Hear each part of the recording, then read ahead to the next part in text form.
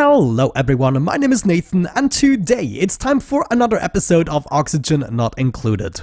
What we are going to do in today's episode is we're going to move the entirety of our power production over to the industrial sauna. And I already have a plan for that. We are missing a bunch of petroleum generators actually on the bottom row. We will go ahead and kind of complete this area, close this off, and then we're gonna pump out everything in order to then fill it up with water, steam, and all the good stuff. We will have to take care of the carbon dioxide, so at some point we're also gonna need a carbon skimmer, for instance.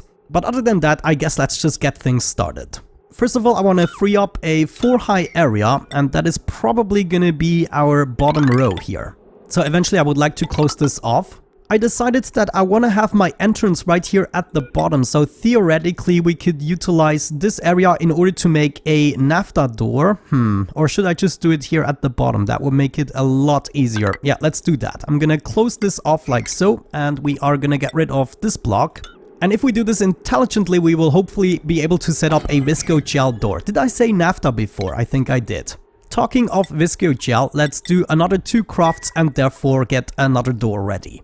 Maybe another thing we could already do is prepare all of the machines. This of course needs to be, hooked up to the main power source. I'm building the wires out of lead, which is okay. The temperature should be below 200 degrees overall. Another thing I'm gonna do is deconstruct the steam turbine here, set up another bottle emptier, and we're gonna add a small layer of petroleum for the cooling. There we go, we are ready to place down a couple of petroleum generators. Now I'm not sure how many I can build here evenly. Looks like we can actually fill this out completely. I know at the moment we don't have enough steel materials, but I'm on it actually.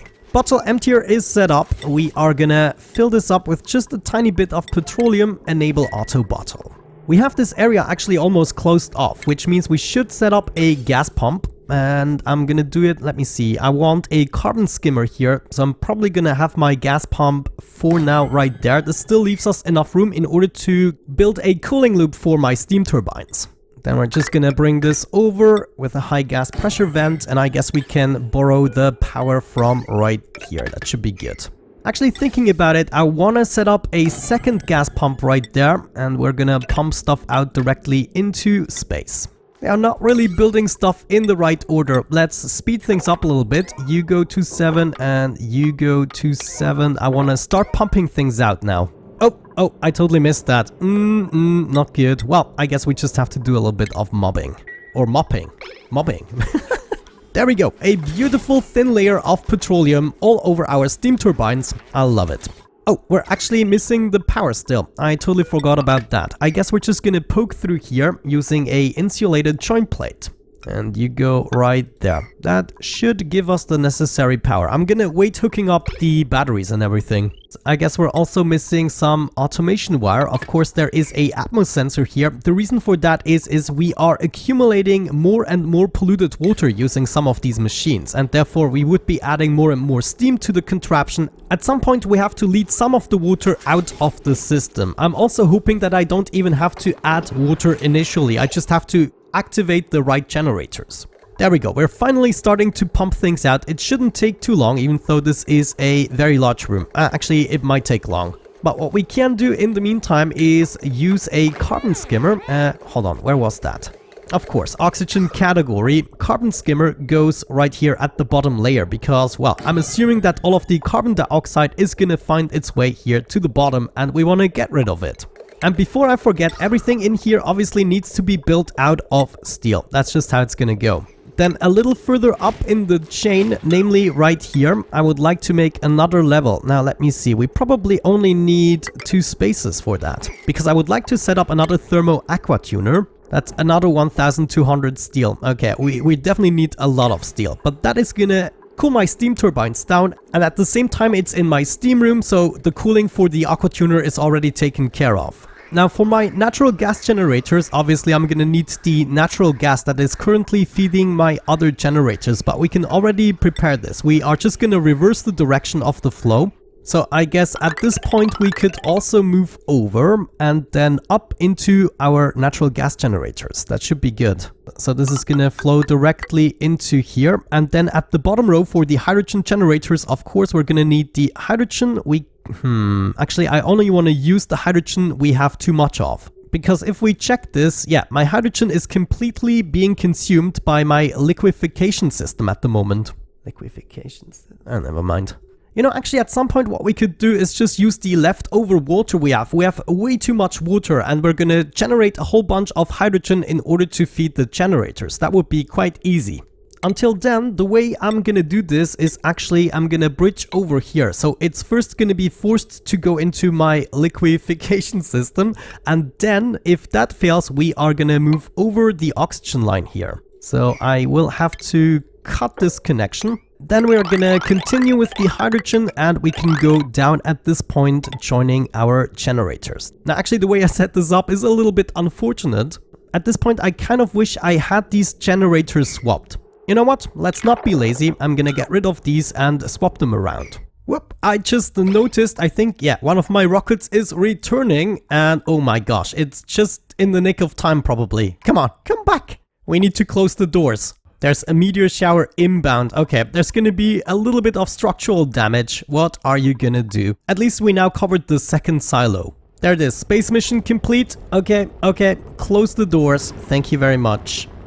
Very good. Somebody wants to exit, and as expected, they first need to take a good poop. Generators are swapped around. The hydrogen is gonna be coming from the top and the natural gas from the bottom. We don't even have to cool down the natural gas at this point. It's gonna be around at 150 degrees, which is pretty good for our steam room. We could actually have a really easy job with the carbon skimmer. All we have to do is take the output of our steam turbines and bring it all the way down to the carbon skimmer, and then we are just gonna dump the polluted water back into the room. Now with my new plan, I'm actually not gonna need this pipe. This was intended to bring the initial water into the joint. What we are gonna do instead is lead a pipe all the way down to our carbon skimmer and input it right there. Now we're still gonna run the risk of actually heating up the water too much in the last slot there. So I wanna make sure I'm choosing the insulation material for this very last slot right there. And right here we're gonna dump the polluted water back into the room. I think this should work. Looks like I made a little mistake with the automation wire so that a couple of the generators are already going for it, which of course is not really what I want, but the hydrogen already made its way over here. Here you can also see the junction is working. It's first filling up the liquefaction system, and I'm gonna keep using that word even though it kind of sounds wrong.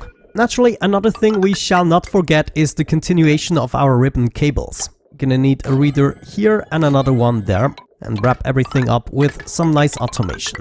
So it's literally the same principle we already implemented in our first power production, but this time we're gonna be way more efficient by actually using the heat generation also as a power supplement.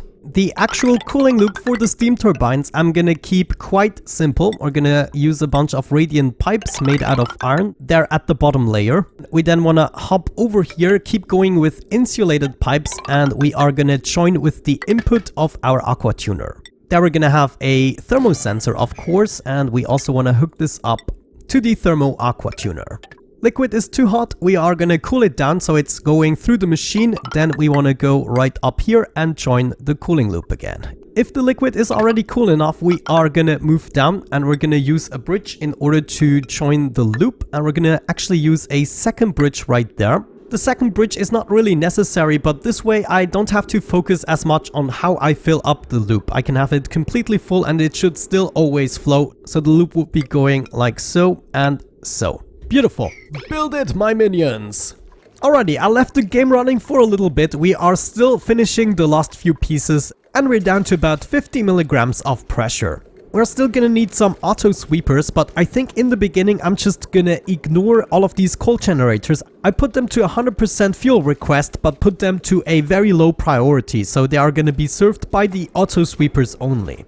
I also built another pipe right here, and this is where the petroleum is gonna come from, and I think what I want to do is grab this insulation pipe and we're gonna add another one here, and then we're gonna connect it like so instead. So I can use the pipe here at the bottom in order to carry the petroleum into the generators. And these are going to be the first ones that we activate because they produce the polluted water, which is going to be dumped on the floor, and at a temperature of around 120 or so degrees, we are going to be able to see that be converted into steam. And in the meantime, the polluted water can take care of cooling everything down. I think at this point we should be ready to go ahead and actually set up the visco gel door. And we might also think about filling up our cooling loop with polluted water. Where could we get that from? Right here. Actually, this would be quite an easy solution. So let's bring this all the way up here. That's just going to be a temporary thing, I guess. So I'm actually going to go straight through the building up here. And I guess at this point we can join the loop. The thermal sensor I'm gonna set to approximately 30 degrees or so. I think that should be a good temperature for our steam turbines. Oh my gosh, I just noticed something horrible. I still have this bottle emptier here, which of course, well, technically I need it for my next farm. So let's just get rid of that, keep the visco gel there, and we're gonna go ahead craft 200 more kilograms. Another thing we need to think about is the stages of activation. I want my first generators to activate at around 90%, and they are all going to go up to 95%. So even if we drop down to 60%, these generators are still going to be activated. The second set of generators is going to come in at 80%, and it's also going to go all the way up until the batteries are full to 95%. Then we're going to drop down all the way to 50%. Hold on, that's the wrong number. This should be 95, and here we have the 50% for the next set. And finally, the last set I want to activate at around 20%. And yes, I noticed that I just disabled the building. There we go. Fixed. Then let's have a look at the automation right here. This input should be bit 1. Let's actually first define these outputs there. So this is bit 1, the first set, then the second set, the third set, and the fourth set.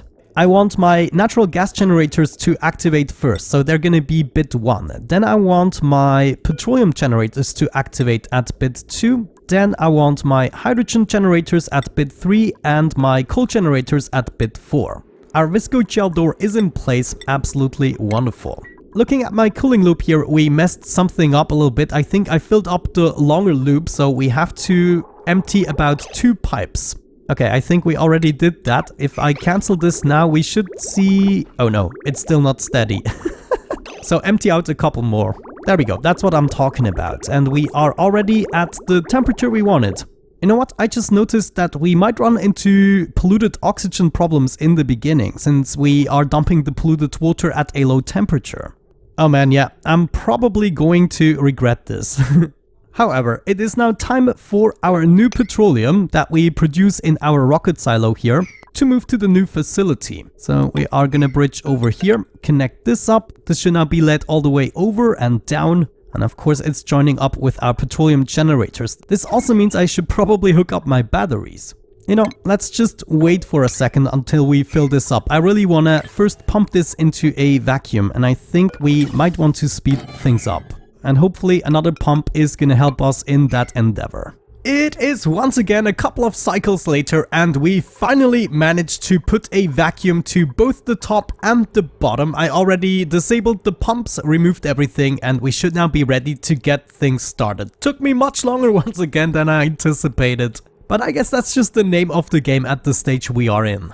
I just made myself a save game, so we should be able to test the waters by introducing a little bit of petroleum, which we actually have accumulated a little bit here in our reservoir. I also made sure that I hooked up all of the batteries, so they should now send out the right signals. I had to disable the hydrogen generators once again because I don't want them to turn on just yet. But look at this, petroleum generator is running. So I'm not 100% sure how fast this is actually gonna fill up on liquid. I do hope though that we can heat it up in a considerable amount of time so it produces the steam.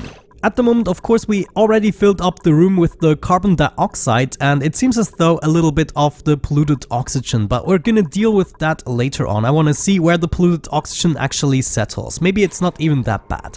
There we go, that's what I'm talking about. Lots and lots of heat production. We are already at 50 degrees. Great. Okay, this is actually going even faster than I anticipated.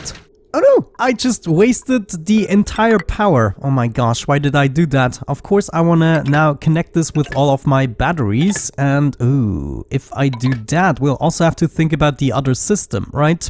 So we don't really want to use the petroleum for this place anymore, but we want to lead it back up. And soon enough, we will also be able to get rid of this cooling loop and the entirety of this facility, giving us plenty of building space. And maybe even a bunch of FPS back. all we have to do is actually use this line. This is my petroleum line. Usually it would be going down, but we're gonna swap around the bridges to reverse the flow. Just to be on the safe side, I don't want to disable my petroleum generators before the other room is going nuts. So I'm actually gonna use the petroleum that is too much and lead it back. There it is, my petroleum tagging along. We should have lots of it in reserve, so that should at least be enough to get the steam room running. At the moment the production is steady, but it could go faster. Yes, give me something good. That's what I'm talking about. We are up to 60 degrees. Let's see how far we can take this. Well, it is taking much longer to heat everything up because of course the liquid that's coming out of the petroleum generators is cooling everything down again. So it's kind of counterintuitive. However, we have lots of carbon dioxide already that we can start heating up as well. So maybe if we hook up the natural gas generators, we are getting closer to our goal. For the time being, I think I also wanna... I think I might want to dump the carbon dioxide outside of the contraption. Yeah, that's exactly what I'm gonna do for now. So that's gonna go right here. Eventually I'm gonna bring it down to the carbon skimmer in order to destroy it. We will then be taking our natural gas. At the moment I think they are actually dormant, but this is supposed to go into that direction and we already have this covered. I think we can just hook it up like so. This is going all the way to here, so this should theoretically work to bring the natural gas to the new generators. And then I guess the next thing we can do is hook up the hydrogen generators as well. We want some heat in the joint, come on. You know what, I just had a brilliant idea. We are just going to mop up a little bit of the liquid, and since we will have less liquid, it's gonna be less counterproductive, in my mind at least. Yes, that's what I'm talking about, Ellie. Mop it up. Ashcan is helping as well. Good teamwork. These smart batteries are still at 40.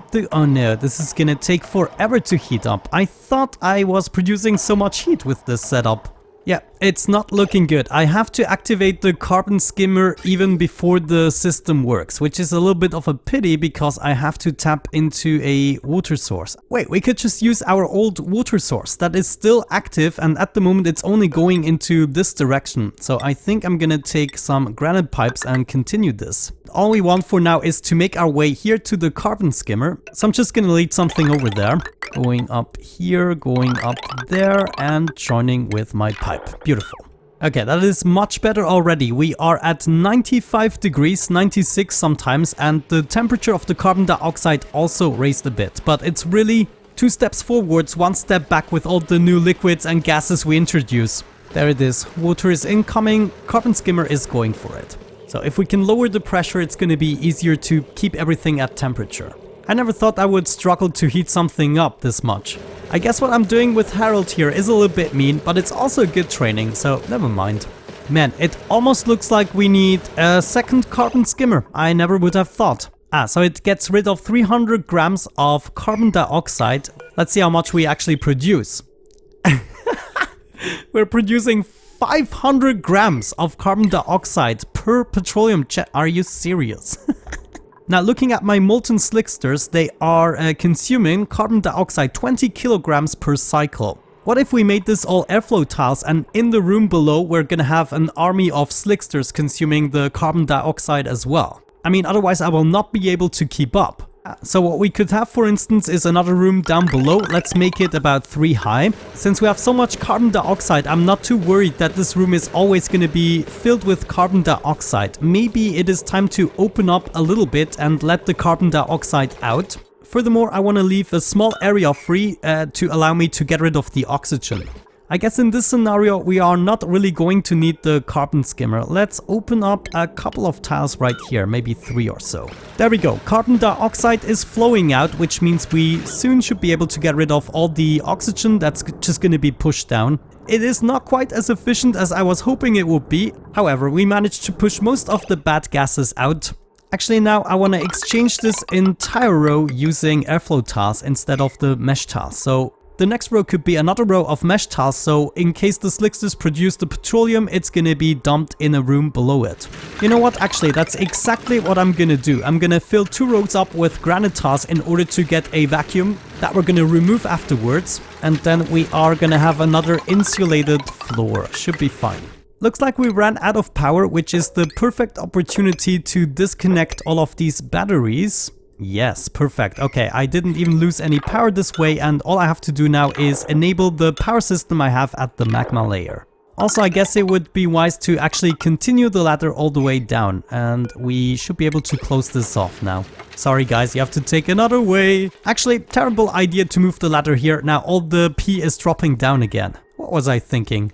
Okay, I'm about to wrap up this episode. I unfortunately have to make a two-parter out of it. There are many complications I didn't anticipate, but I think we slowly got it under control. I put a dispenser here and got a couple of molten lava eggs. I still want to keep my old farms intact in case this experiment fails and all my lava eggs are gonna die. And all my molten slicksters are gonna die. They need a certain temperature, I believe, that we still have to reach at this point. However, I'm hopeful we will be able to wrap this up in the next episode and we will see this entire room filled up with steam, and at the bottom is going to be the carbon dioxide with hopefully a whole bunch of slicksters. Wish me good luck for that. But with that out of the way, thank you very much for watching. I'm actually gonna keep on recording today as much as possible, so hopefully I can give you the continuation of this tomorrow. Have a great time guys, thank you and see you soon. Bye bye.